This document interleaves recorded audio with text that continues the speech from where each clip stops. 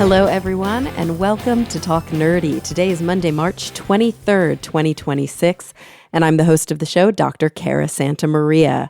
And as always, before we dive into this week's episode, I do want to thank those of you who make Talk Nerdy possible.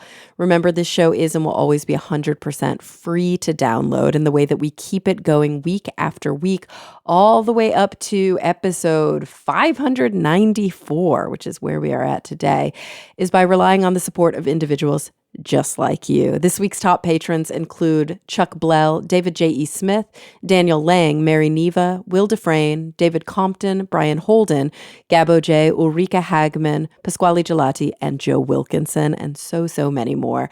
Thank you all so much, and if you are interested in pledging your support, all you've got to do is visit patreon.com/talknerdy to learn more. This week, I had the opportunity to speak with Dr. Julia Minson, a professor at the Harvard Kennedy School. She is a behavioral scientist who researches the psychology of disagreement, including, conflict, communication, negotiations, and decision-making, really to understand better how people engage with opinions, judgments, and those decisions that differ from their own.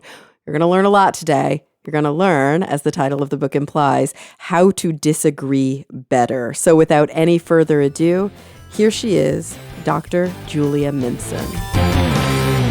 Well, Julia, thank you so much for joining me today. Thanks for having me. I'm excited to talk about your new book, How to Disagree Better. But I'm also excited to talk about what got you to the place in your career where, this book is the book that you are writing. So you're a professor at the Harvard Kennedy School, and I'm always really interested in behavioral scientists who are multidisciplinary. So I studied clinical psychology, which is a very kind of classic psychology route. It's quite prescribed at this point. There are very specific things everybody who wants to go clinical has to do and has to study in order to be able to get licensed. But I know a lot of people who are researchers in human behavior who came from cognitive neuroscience or even social economics or, kind of classic psychology departments. So I'm curious how your academic story was woven to get you to where you are today. Yeah, so I actually wanted to be a clinical psychologist. And my mom was also a psychologist, and she said, no, you don't want to be a clinical psychologist because it's just too hard. You listen to people who have sort of really, profound challenges every day, and it's hard and it's sad, and don't do that. But you have to write grants, right? That's hard too. Well, I'm at a public policy school, so that's a little easier. We're a professional school. But so I became a social psychologist, and, I don't know, maybe 3 or 4 years into graduate school, I discovered the field of judgment and decision-making, which is an interdisciplinary field, right? So it's psychologists and economists, and, occasionally we get confused sociologist wandering in, that sort of thing. And so there's, a few JDM people in lots of behavioral science departments. So we're kind of all over the place. And I got drawn to the fact that there were right answers. So I really enjoyed studying something that had correct answers that people mostly get wrong. And I just found that terribly interesting. I love it. So a lot of myth busting, a lot of pseudoscience that you have to kind of sniff out, and really just, I think it's about cognitive biases. It's about that intuitive way that a lot of people go, well, this feels right, so it must be right. A lot of times we think things intuitively that turn out to not, kind of be the way that the brain works, or to not be effective in a social setting. So before we get into, all of the really interesting insights that you write about in your book, tell me a little bit more about, you use the acronym JDM, judgment and decision making. On its face, we know what those words mean, we think, judgment and decision making. But what is that field? So, the best way I've heard it described is it's behavioral science that looks at how people make decisions sort of descriptively, right? Like what do actual people actually do? And how does that compare to prescriptive rules of decision making that usually come from, economics or sort of formal logic, right? So there's certain things that we can sort of all agree on, this is the right thing to be doing. And then you run a study and you show that a large proportion of humans doesn't do that thing we've all agreed on is rational. And then you're like, oh, okay, this is decision bias. And so So that's, so what we study those types of things. So when we say we can all agree on certain things as being kind of the rational way to go, are we saying because like statistically and experimentally, if you made this decision, it would have some sort of optimized result? Like this is the way you should do it because that's how you get what you want? So either statistically or logically. So, for example, in my own kind of area of studying disagreement, right? A lot of the work I did in graduate school doesn't sound at all like what I ended up doing. So, in my own area of disagreement, when I was in graduate school, I started from like a very, very different place than where I ended up. I used to study how people make quantitative judgments in certain uncertain situations. And so you can imagine like a simple example where I give you, a jar of M&Ms and you have to estimate how many M&Ms are in the jar. Or Hmm. you can imagine a much more practical example where let's say you're a military commander and you're like looking over some ridge and you're estimating the number of tanks, on the other side of the ridge, right? It's an estimate under uncertainty. You're counting things, there's a correct number, but you have no idea what the correct number is. Hmm. And when you have two people make estimates in those types of situations and they disagree, the kind of normative prescriptive thing to do is to average your two estimates, right? So, like statistics will tell you that, if you are averaging uncertain estimates, the bigger the sample, the closer you get to the right answer. And it's not even sort of like very hard math. It's like pretty basic arithmetic. You can show that some people underestimate, some people overestimate. If you average it, you get closer to the truth. Hmm. What people do in reality is they make their estimate. You tell them, here's this other person who made this other estimate. They often don't adjust their own estimate at all, right? Hmm. So probably 30 to 40% of people just stick to their guns. um, Okay. and if they do adjust, they adjust a relatively small amount. So if you average across a sample of people, you end up with folks adjusting on average a third of the way, which Hmm. is not optimal if you're going for accuracy. And it's not optimal if you're going for logic, right? Because everybody can't be twice as right as like the other person. Right. Um, and so that's a very typical judgment and decision making sort of line of research, right? Where you say, okay, there is like a logical thing, and now let's see what people really do. And then let's see what we understand, what we come to understand about psychology based on that distinction, based on that divergence. Hmm. It kind of reminds me of, I remember these classic studies, and who knows how much they've stood up over time, but where a bunch of Americans were surveyed about or I think they were college students, were surveyed about their sort of academic prowess and how well they do on exams and basically how smart they are compared to their peers. And like the vast majority of people thought that they were significantly smarter than everybody else, which is statistically impossible, no, the math isn't mathing there. We can't all be smarter than everybody else. Right. So that's a classic. That's a classic example of overconfidence, and I'm happy to tell you that that stuff stands up really well. People are, in fact, like wildly overconfident in some domains, like not in every domain. And that's a perfect example of we can all agree that we can't all be above average, and Right. yet people seem to believe that they are. What does that tell us?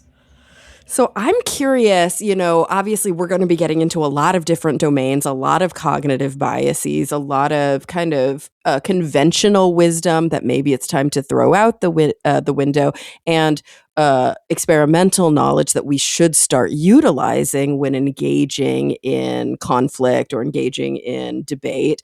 But I'm sort of curious from you personally, what domains of this work really got you interested? Like, are you interested in the political sphere? Are you interested in interpersonal conflict? Like, where did you start kind of developing a keen hunger to learn more about this?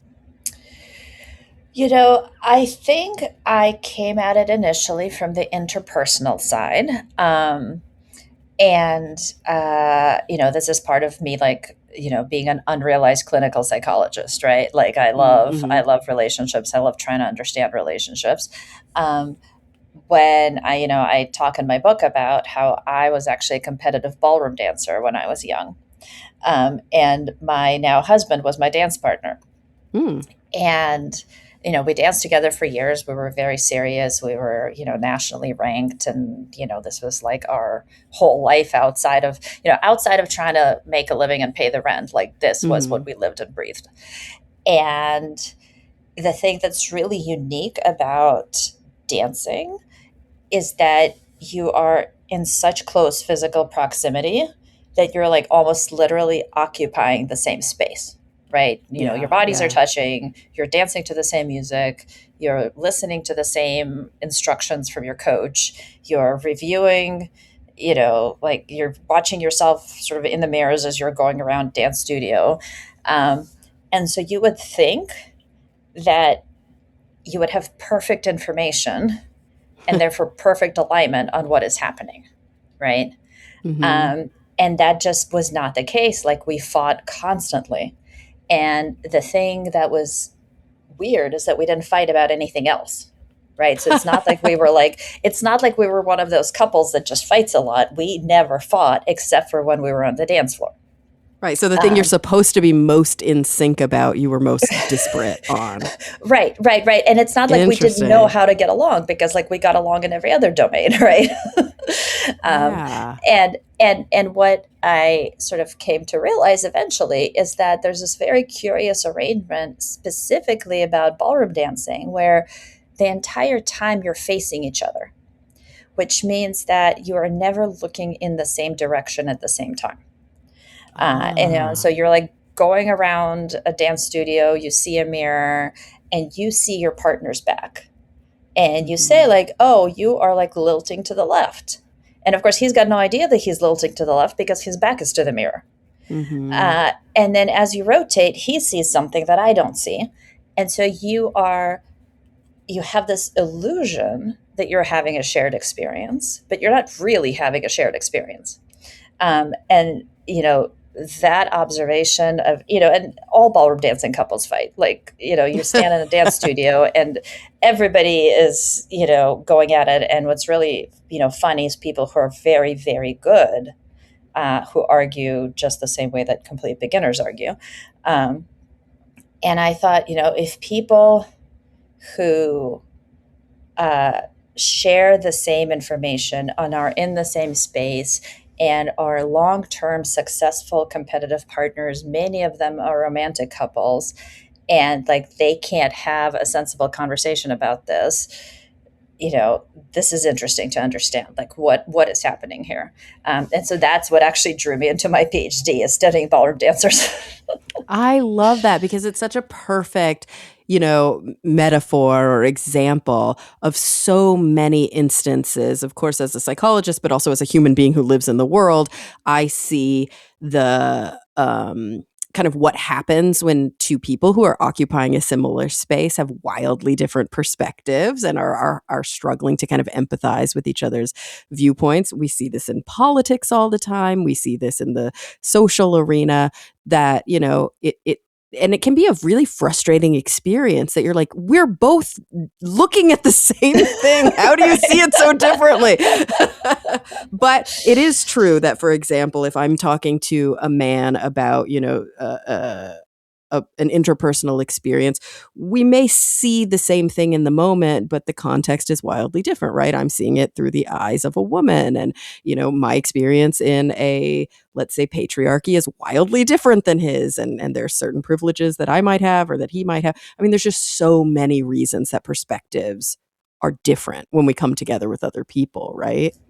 Right.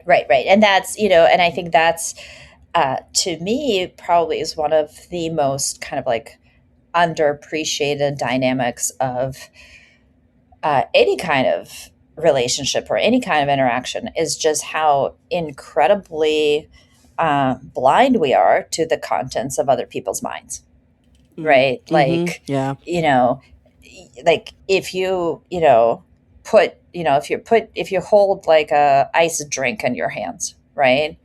And it feels cold, and you have somebody else hold the same ice drink next to you, they're going to have a different subjective experience of how that exact same thing feels. And we Yeah. never think about that. We never think about the fact that the same level of pain, the same level of pleasure, the same level of interest, from the same stimulus is actually experienced differently by other people. And furthermore, we don't even have a scale of, like, we can't even put it on the same scale because my 1 to 10 is different than their 1 to 10. Yeah. Yeah. Like, we Yeah. can't even have a conversation about it, really. Yeah, the ways that we test these kinds of things in psychological experiments are loose at best, because we have to think about where people are anchoring, and all of those different issues. I would say that it's probably the number one, if not in the top five things. I work in a cancer center, so I kind of have a specialized practice, but even given that, I would say probably working on empathizing with other people, utilizing the principle of charity when thinking about other people's perspectives, and then also softening our anger towards other people who can't or won't or aren't empathizing with us. I mean, those are probably some of the top things that we work on in therapy, because they really are a huge cause of most interpersonal conflict. Yeah.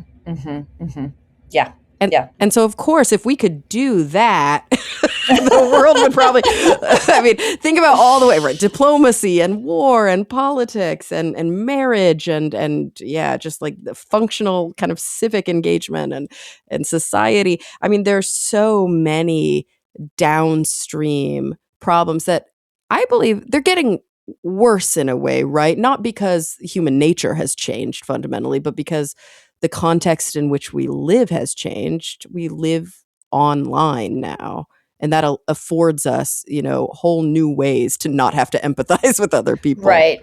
Well, and that was the thing, is I had my like ballroom dancing ideas, and then I showed up at Stanford, and my PhD advisor was Lee Ross, who is, passed away a few years ago, but he was sort of an incredibly influential social psychologist. He is the guy that he's probably the most famous for the fundamental attribution error. So people always say, who's Lee Ross? I'm like, the fundamental attribution error guy. Yep. And he was doing a lot of work in the Middle East, Israel, Palestine. He did some stuff in Northern Ireland. And so, I like waltz in with my ideas about ballroom dancers. And he immediately saw the connection in terms of misunderstanding and sort of like failure to appreciate the opposing perspective. And one of the things that he really drew my attention to is all the situations in the world where people have to find a way to coexist and work together, but will never, ever, ever agree. Right. So, I mean, like that's the Middle East, right? Like people have to find a way to work together. Nobody's ever going to go away. Right. And they're not going to radically change their worldview. They're just not. Right. So those types of situations where persuasion and sort of attitude change are just not on the menu, how can we have better conversations? And and so we started working together from like these two like wildly different perspectives of I've got the ballroom dancing and he's got like the Middle East conflict, and then we ended up running all these studies where people had to estimate the length of the Amazon River and how many M&Ms are in this jar and things like that. Wow. And so, okay, before we get to, gosh, there's so much I want to talk about. I do think it's probably important to at least define the fundamental attribution error for those who maybe don't know it by that name, because it's such a kind of basic cognitive, I guess, bias or way of thinking that we all are subject to all the time. Yeah, it's a very important bias, and I think it plays hugely into conflict. And Lee had a habit of sort of naming things in ways that nobody will ever understand in the future. So I often find myself defining his terms for people. So the fundamental attribution error is our tendency to attribute somebody's behavior to their stable internal characteristics, usually their personality, and overlook the influence of the situation on their behavior. Right. So you see some guy like, screaming at his car, and you think like, oh, he has a temper and, men have tempers. Right. And so you're kind of like attributing a set of personality traits, and you're saying like it has something to do with his gender, right? And it could be the case that like this is the third time he his car broke down this week and he's missed an important job interview, and whatever, his dog just died, right? And maybe in that situation all of us would be screaming at the car, and so you made an attribution based about his personality, for behavior that's actually fully explained by the situation he's in. And we do the opposite for ourselves, right? We tend to think that everything we do is because of the situation, and everything other people do is because that's just who they are. Right. And that, a little bit is related to the whole ballroom dancing thing, is it has to do with the attention that, the way our attention is deployed, right? Because when I'm looking at another person and the situation they're in, kind of my focus, the focus of my attention is the person, right? And so I explain behavior in terms of what is most salient to me, which is like the human performing the behavior. Whereas when I'm explaining my own behavior to myself, I'm looking out into the world, right, through my eyes. And what I see around me is the situation, right? Yeah. I don't see myself. I see all the things around me that made me do a particular thing. Yeah, that's an interesting way to frame it too, because I'll often say with patients, we're all the main character in our own play, right? So like we've got to remember that when we're dealing with other people, because they're the main character in their own play. But in a way, that almost implies that we're outside looking in, and we're not. We're the main character in our own like autobiography, where we're actually watching it through the camera, which is kind of a fascinating experience. But you're right, that explains so much. And I think one of the things that I would love to kind of dig into a little bit deeper is that context, that social context that we were talking about. And I had a supervisor when I was on clinical internship, and I used to love the way that she would phrase this. And so I use it all the time, and people listening to the show have probably heard me say it all the time. I'll often use, patriarchy as an example, but it could be literally anything. It could be white supremacy, right? Like racism, or it could just be like capitalism, anything like that. But she would always say, it's the water we swim in. So we don't always notice it because it's around us all the time. And yes, we are all at certain macro levels swimming in the same water, but at, kind of lower levels, my water is different than your water. And we're not even accounting for those sort of cultural, biographical, developmental, all the differences that make up why I see the world the way I see it and why you see it differently. Yeah, no, that's exactly right. And I fully agree with you. I say something very similar. I say that the fish doesn't know it's in water. Right. Yeah, there you go. Love it.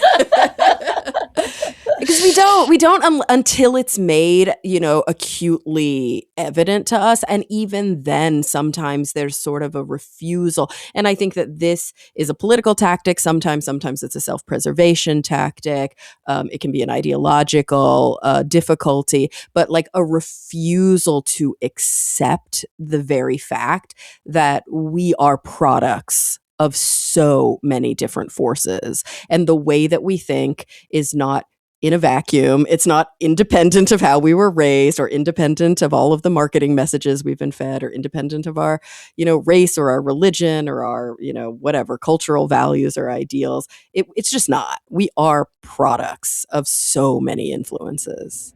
Yeah, no, I think that's sort of factually true. And I think it's hard to always be aware of for just sort of like cognitive attentional reasons.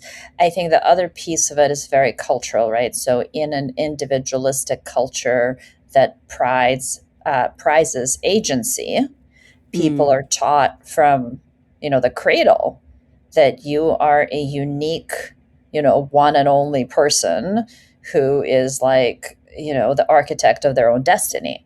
If you go, if you spend time in any East Asian culture, that's not how people think, right? So there, the cultural emphasis is much more on you being a product of your situation and a member of, a family, a group, a society, like you are a part of a greater whole. Whereas in the US, like everybody is the kind of lone cowboy, riding off into the sunset.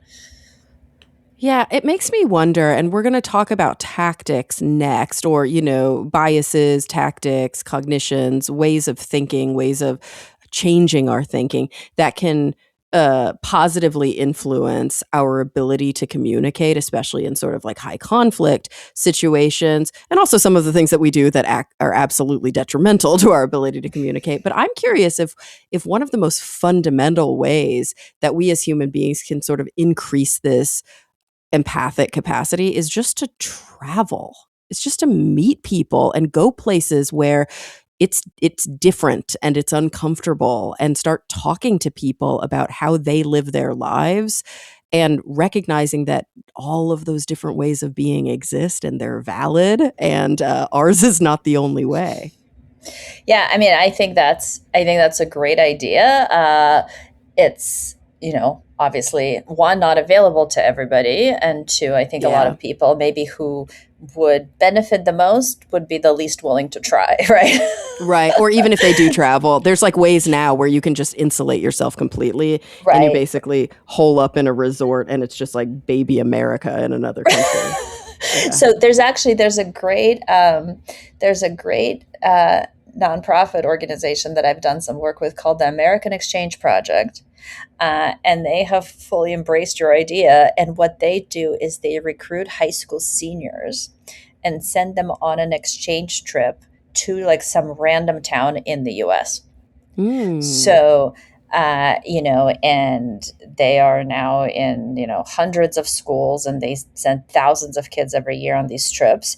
And it's basically you like tell them where you're from, and they will send you to a town that's on their roster that is as different from the place you're coming from as possible.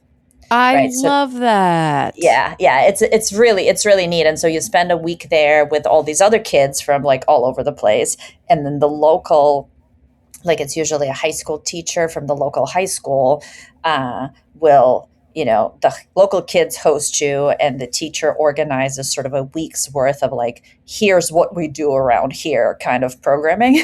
And it's just incredible experiences to, just really help kids kind of broaden the aperture.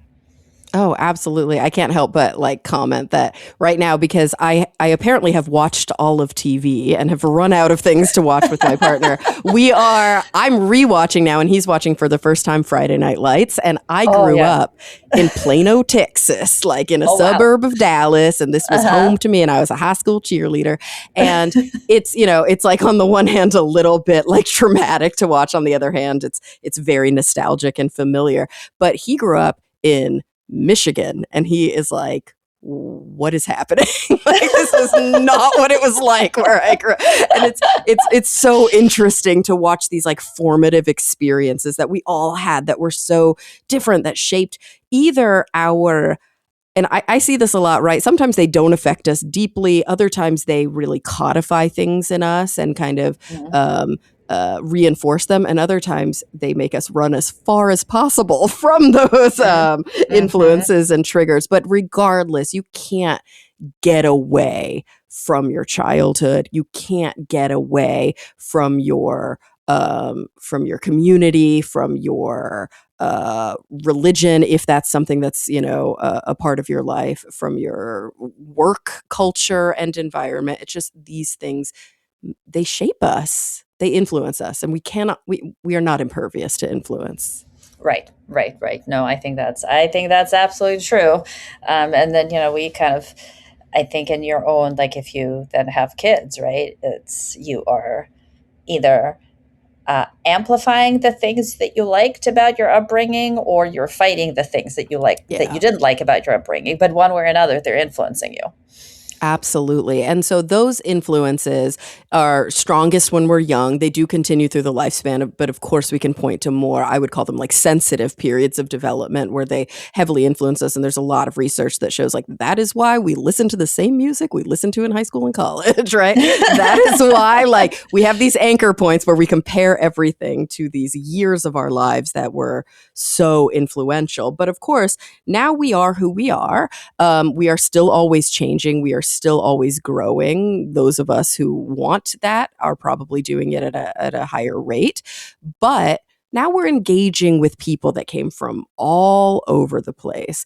And there are times in our lives, whether it's at work, whether it's in a personal relationship, whether it's in play, whether it's on a political stage, where we just disagree. And I can't think of a better time to be having this conversation because we are in a political landscape that is very polarized and very sort of, uh, I guess we could say, siloed, right? Where people Mhm, are mhm. actively avoiding alternate perspectives, or when they hear them, they're prejudging them so deeply Mhm. and acting as if they know all of the motivations, all of the reasonings, and Right.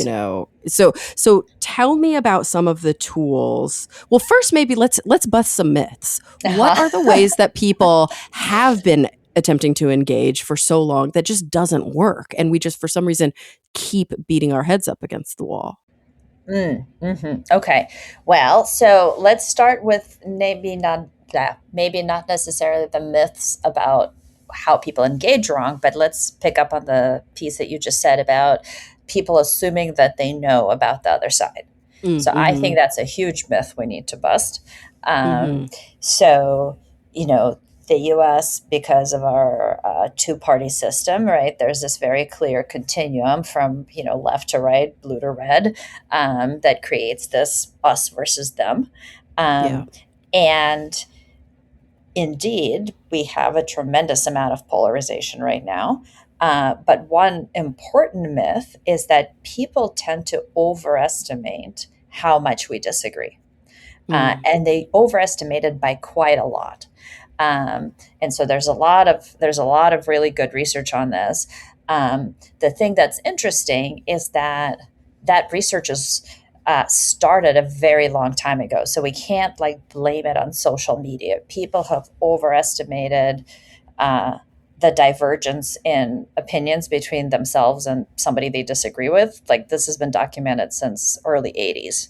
mm. So it's not the internet. It's just that when we disagree and we put people into sort of a category, we tend to assume that everybody in that category is pretty extreme and pretty homogenous in their views. Ah, right. So we're sort of looking at, I remember watching this phenomenal documentary called The Mask You Live In, which is about gender differences and how we raise boys in our culture, and a lot of experts weigh in, and there's a section, and I feel like this, bear with me for a second, but I feel like this speaks to what you're talking about. There's a section where they draw two normal curves and they're Mm-hmm. overlapping, and there's only a little bit of sort of like, if you imagine them as a Venn diagram, there's only a Mm-hmm. little bit like shoulders on either side where they don't overlap. And they go, Mm-hmm. okay, if this is the boy curve and this is the girl curve, these shoulders are how we tend to caricature what it means to be masculine or feminine, what it means to be a Mm-hmm. boy or a girl. Whereas 90% of the variance is overlapping, and Mm-hmm. all of those people are still boys or girls or non-binary, whatever. But Right. on these extreme ends, that becomes our definition of gender as opposed to the extreme version. Mm-hmm. Mm-hmm. And we do that. So we do that same thing with liberals and conservatives, right? Uh, Absolutely. and there's a great way to sort of experience this. There's a think tank called More in Common. Mm. Um, and they did a research project a few years ago that, like they sort of did the research, published the paper, but also they built a website that people can sort of tinker around with. The website is perceptiongap.org. And the idea is that Mm. you go in, you say if you're a Democrat or a Republican, and then you answer a bunch of opinion questions, and then you answer a bunch of you answer the same questions, estimating how the other side would answer them, Mhm. right? And then the database crunches the numbers, and what you see is the actual answers from the other side versus your own estimates versus the estimates of other people on your side. Mhm. And so So right. So the perception gap is sort of like, how extreme do I think the outgroup is relative to how extreme their actual reported views are. Right. So it's yeah. like those shoulders, those And shoulders on probably those also curves. compared to myself, right? Because I can imagine that most people are pretty moderate. And so they're like, well, look at where I am on the curve. And I assume all of the people who are in the other party are way off to, I'm left. So let's say, I don't know how much this would apply to me, though. So I'm very curious in this because I have a feeling I'm very far left. but let's say that I net out much more moderate than I think, but I'm assuming that most people on the right are far right, and they turn out to be kind of closer to me than to the extreme in their own party. Right, right, right. And what that, the kind of the reason that that matters, right, is because if you think of somebody as pretty extreme, Hmm. you think of them as quite unreasonable. Right. You might think of them as quite uninformed, potentially immoral or unethical. And then the obvious implication of that is you shouldn't have to talk to them, because why would you talk to this jerk who, is like a crazy extremist? Uh, Exactly. Like maybe even dangerous or violent. And, that would be threatening to me. So I don't want to engage with them at all. Like, right, yeah, we build these narratives where it's unhealthy to engage. right. And that helps us stay insulated. Right. It could be unhealthy to engage. It could be sort of like they don't deserve my attention Mm. because nothing they Hmm. say has any merit to it. Yeah. And so the consequence of that is that we don't engage. And then the only thing we know about the people on the other side is what we get from social media, which of course then gives us the most extreme caricatured version, right? And so there's this cycle where, we have biased beliefs, we act on those beliefs by insulating ourselves, which only sort of further entrenches us in our biased beliefs. So Ugh. that's a huge thing. I wish we could sort of get over, is start having slightly more realistic ideas about what folks on the other side believe. And of course, I think we're all sort of both victims and perpetrators of this. I think about my own father, who is, still in Plano, Texas. He's Mormon. He's voted for Trump both times. And when we do engage honestly, kindly, and patiently with each other, it almost always ends up the same way. We sort of come to this place where we're like, we mostly agree about everything. We just are wildly divergent in how we think those things should be accomplished. Mm-hmm. It's like our core values are not that different, but there are, just a handful of sticking points where he might be kind of entrenched or I might be kind of entrenched. Obviously, my view is that he's entrenched and I'm not entrenched because I'm a human being. And then we disagree about how to get that thing that we want. Yeah. How do we get to a more egalitarian society? How do we get to a place where there's less income inequality or where the poorest and the sickest and the most vulnerable among us get the help that they need? It's like ultimately he is not the boogeyman that it feels sometimes like the far right is or is creating, but he still votes along lines that I have moral problems with because of these kind of smaller, more logistical allegiances. But when we really talk about, our ideologies, our core values, there's so much more alignment than we give each other credit for at the beginning of the conversation. Yeah. And what's, to me, like, what's really fun or like a funny experience of that is, I teach at a school of public policy, right? And our students are often very eager to have disagreement. And, like they want to practice. They want to practice, dialogue and debate. And, they come to me and they say, Professor, you study this. Can we, put together a discussion group? I'm like, sure. And what you need to do, right, is you need to find topics on which they disagree.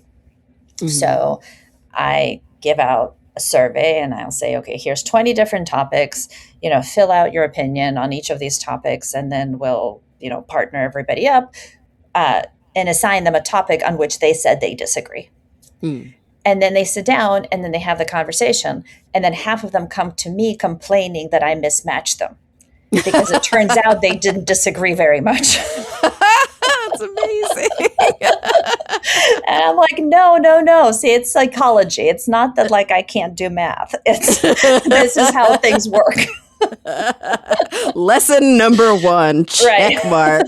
I love that. That's so funny. So we already know then that we are overestimating the kind of differences in viewpoints, and we tend to think that if somebody identifies with a certain label or a certain political party, whatever category, that they become the caricature of that category, the most extreme version of that category. So right there, just knowing that the misinformation does bring us closer together, but there are obviously ways that we can work to become closer together, or at least to be comfortable with our differences, right?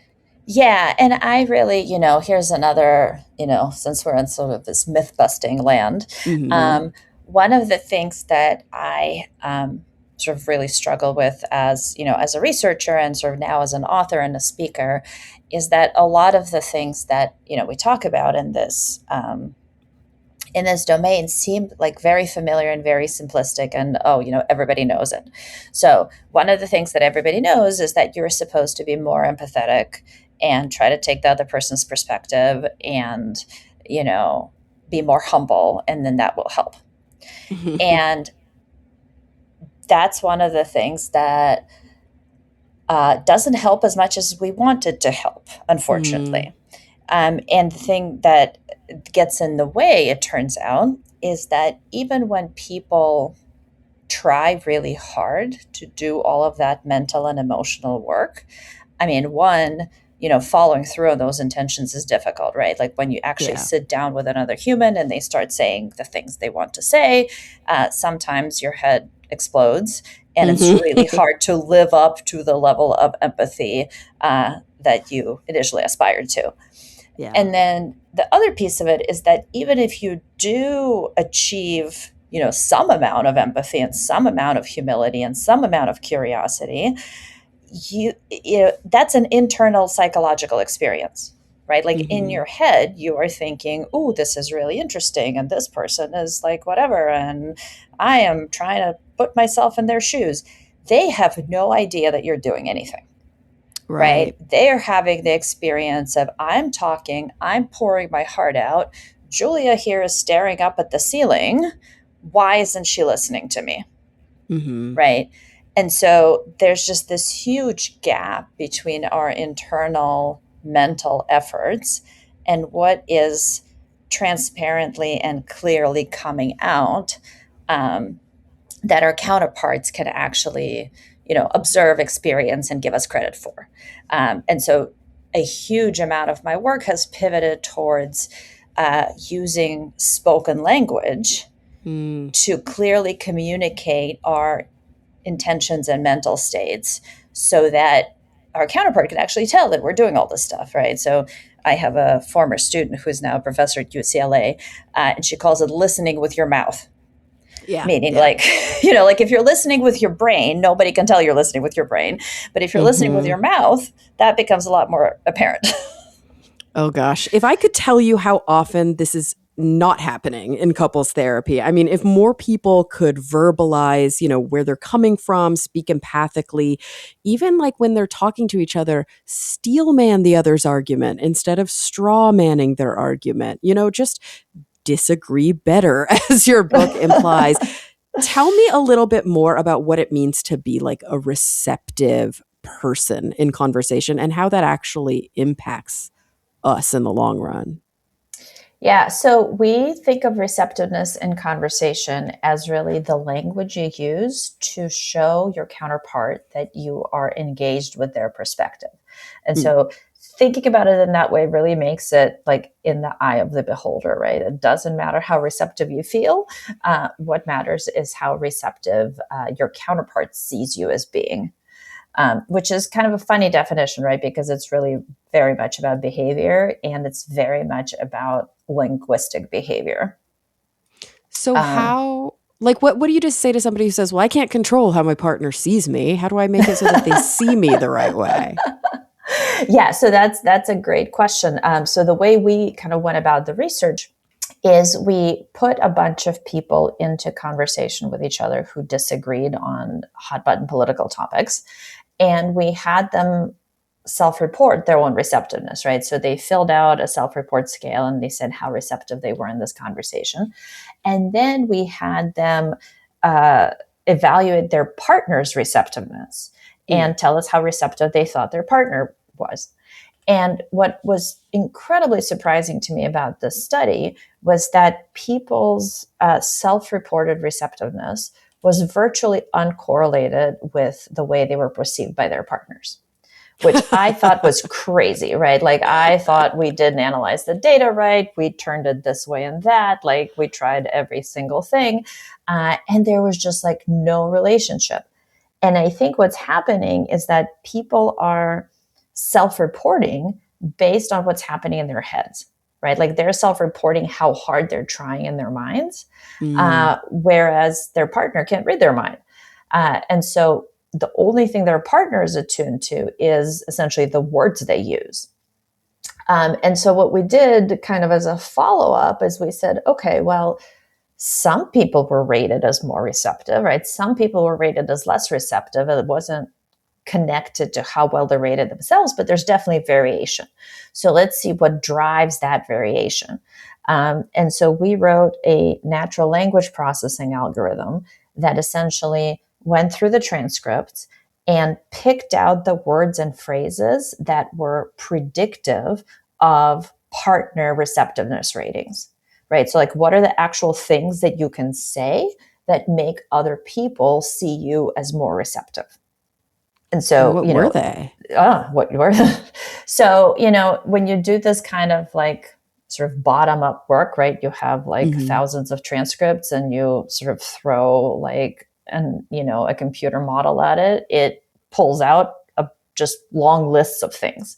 And so where being an actual human psychologist comes in, right? As you go through all that mess and you try to find meaning in it and you try to categorize it.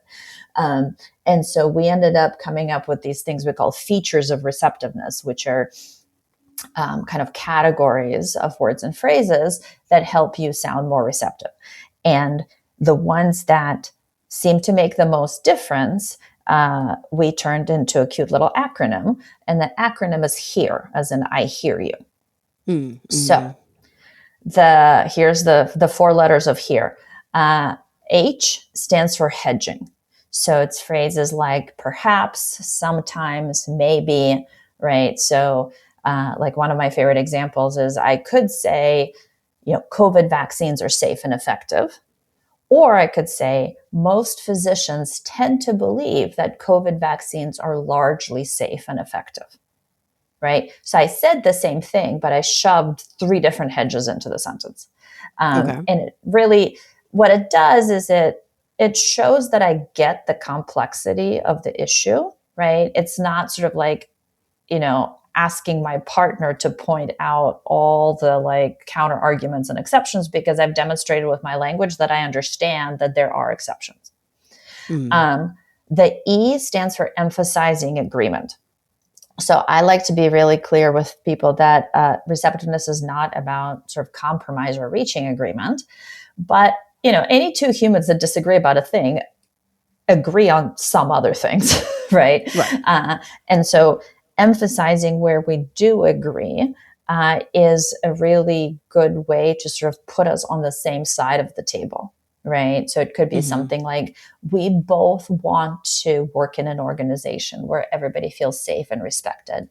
Or we're both really concerned about how Sally is doing in math right now, right? Like, there's some commonality that we share, and emphasizing that before you jump into arguing about whatever it is you're arguing about, I think is really helpful. The A is acknowledgement. And that's probably the one that people are most familiar with, right? And I'm sure you've seen this in your practice, but what I always sort of caution folks against is like what I call lazy acknowledgement. And so lazy acknowledgement is like, I hear you, but here's where I'm coming from. Right. I hear you, but I'm not actually listening to you. Right. Like, I haven't given you any evidence that I'm listening to you, right? Like, I said I hear you, but like, what did I actually hear? So, good acknowledgement is, I understand that. And then you say what you understand, right? Or you seem to be saying that blah, blah, blah, or this is really important to you. And then you restate the other person's point, right? So, it's showing, like, I think of it as showing the receipts. You're showing verbally that you really did hear. And then the R is reframing to the positive. So it's dropping some negative and contradictory words like no, can't, won't, terrible, hate. And it is replacing those words with more positively valenced words, right? So it would be so wonderful if, or I really appreciated when, right? And so, like you might want to say, I can't stand it when people push me into really stressful decisions, right? Or you could say, I really appreciate it when people give me time to make important decisions, right? So like, you're saying the same thing. You're saying, I need more time to make this decision. But there's one way that's sort of very negative and judgmental, and another way that's sort of like more, asking for what you need in positive terms. So Right. HEAR.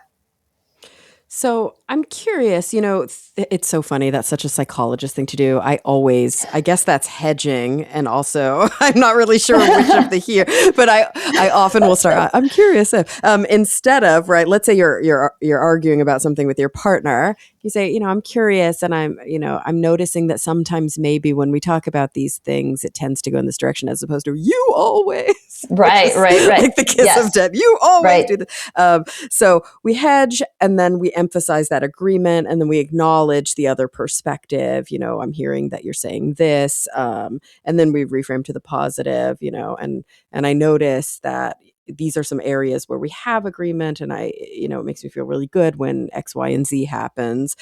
All that is done. Let's say somebody is adhering to this framework. What is the ultimate outcome? Is it that there's just less contention and there's kind of a softening of any defensiveness and anger in the person who's engaging? Or is it that there actually is improved conciliation? Do people start to maybe not persuade more effectively, but do they start to find common ground better? Yeah. So it's interesting that like exactly putting your finger on it, because of course anytime I persuade you more effectively, you have become persuaded. So Exactly. one of us has won and one of us has lost. And and of course that's part of the problem, right, is that people go into these conversations with persuasion as being their kind of North Star goal. And if everybody has that goal, then nobody's going to get anywhere. So in the research, what we find is that when people stick to the HERE framework, their counterpart sees them in a much more positive light. So they see them as more reasonable, as more trustworthy. They want to talk to them again, which I think is hugely important. They want to seek their advice on other topics. And what's interesting is that the counterparts themselves become more receptive. So it's, kind of this really fun, like, Jedi trick, right? Because instead of saying to the other person, like, why won't you listen to me? Right? You can model what you're hoping to get and get more of that thing back in return. So to me, that's really like the ultimate goal here is, have a conversation that makes you want to keep talking to each other again. And I could see this really playing nicely with a lot of the research that shows, because there's obviously all different applications, like we talked about at the beginning of this conversation about when people disagree and why we would have an interest in lessening disagreements, improving communication styles, everything from diplomacy to politics, but all the way down to interpersonal relationships. And when we look at the research in sort of like romantic relationships, especially committed romantic relationships, it does appear that the kiss of death, the thing that is the most predictive of a relationship going awry, is contempt. And I think contempt really builds when there's a lot of defensiveness and resentment in poor communication. I mean, there are obviously other reasons people become contemptuous, but you can hear contempt in poor communication styles. Yeah, no, I agree with you. And I think it goes back to that winning or losing thing, because the way we often make arguments, especially, interpersonal arguments, is we make them kind of dripping with condescension, right? I mean, that's kind of the soul of sarcasm, right? Is like, what kind of idiot could possibly believe, right? And like, technically it's a question. But it's not the kind of question that will help you have the conversation. So I think that figuring out how to approach the conversation with some other goal besides, showing your own intellectual superiority is a really important goal to have.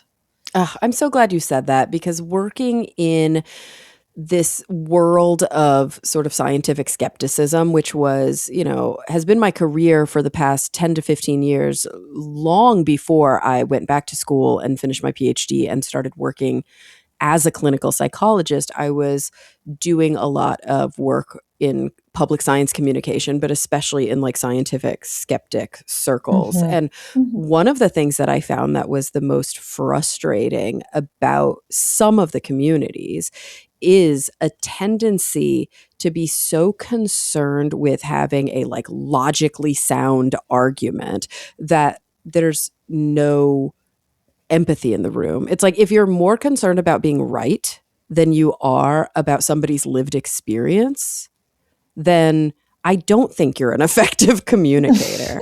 And I don't think that you're showing a lot of humanity in the room, And I'm not saying that this has to be soft science. It has to be fuzzy. It has to be, you're doing legitimate empirical research to show better outcomes when we, use these tools to disagree better. But so often I'll see an individual who's so much more concerned about being right than they are about being kind, that the person they're engaging with just stops listening altogether. Well, you know what? Let me be slightly contrarian here, even though I Please. actually largely agree with you. It's not that they're concerned with being right; it's that they're concerned with appearing right. Because if they were concerned with being right, then they would be having the kind of conversation that actually, elevates all different perspectives so we can actually figure out which one is right. I definitely think that I know exactly what, the style of academic argument you're referring to. And it becomes sort of a game of like who's got the best, mic drop moment. And it's got nothing to do with actually figuring things out together, which is what science is, right? Like we're supposed to be figuring things out together. And to the extent that you can communicate in a way that brings people into the conversation instead of shuts them down, you're going to do better science. Absolutely. You're going to do better science. You're going to be more effective in communicating that better, because if a science falls in the forest and nobody's there to hear it, did right. It science? It doesn't really mean anything if nobody's reading your literature, if nobody is engaging with your arguments as well. So I just think that there's so many important points made here. And I want to come back here at sort of the end of our conversation to the title of the book itself, How to Disagree Better. I mean, that is deceptively simple because it doesn't say how to agree better. We are going to disagree with people. That is a fundamental part of life. We're going to disagree with our partners, with our friends. We're definitely going to disagree with our family members and with people who we work with, relationships where we didn't choose all the parameters, but we were thrown together because of some external reason. And so the goal here is not to just always agree with each other. It's to disagree in a way that we can be harmonious still, right? Yeah. I always, in the book, I sort of give a definition of what a constructive disagreement is. And my definition is that a constructive disagreement is any disagreement that increases our desire to talk to each other again. Oh, I love that. It's so simple and it just captures it all. Obviously, I enjoyed that in some way or another. I got something out of that and I want to do it again. And I hope that you did too. That's what this conversation has been for me, I have to admit. So I've got to ask you, Julia, is there anything here as we close out that we didn't, obviously there's a million things we didn't touch on, but is there anything that sticks out to you that's kind of really important to be said before we close out the episode? I think the last thing that I always like to remind people of is that this is, constructive disagreement and really any kind of communication is a skill, right? And so we have to give ourselves, some grace because in the beginning, no matter how well you do it, that's going to feel awkward and weird and you might not feel, super authentic or fluid. But like any skill, you practice, you put in the time, you get better at it, and then you start reaping the rewards. So I like people to approach this, like you would approach, learning to like serve a volleyball or learning to play the piano. It's like, it's not magical. It's just, you got to put the time in. Absolutely. Very, very astute and important advice because as you mentioned, not only will it be awkward at the beginning, you may not be good at it right away. And so, keep on trying. And I'll often say that even about things like empathy, which empathy is such a nebulous concept. And obviously it's baked into so much of your advice in this book. But these are not things that some people are born with and others aren't. They aren't, innate. They're things we have to practice. They are skills. And the more we practice them, the more they become kind of second nature and we don't have to think about it as much and it'll just flow out of us. So I guess the place to start is to pick up a copy of your book and read all about these skills and how we can continue to hone them. The book is How to Disagree Better by Dr. Julia Minson. Julia, thank you so much for being here with us. Thank you so much. This was so wonderful. Absolutely. And everybody listening, thank you for coming back week after week. I'm really looking forward to the next time we all get together to talk nerdy.